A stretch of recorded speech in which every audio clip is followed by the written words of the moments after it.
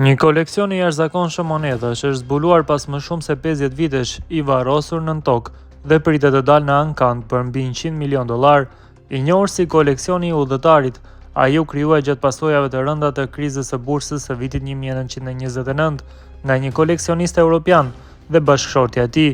Çifti evropian nisi një udhëtim përmes Europës dhe Amerikës, duke mbledhur moneda të vjetra dhe moderne nga 100 territore të ndryshme të globit.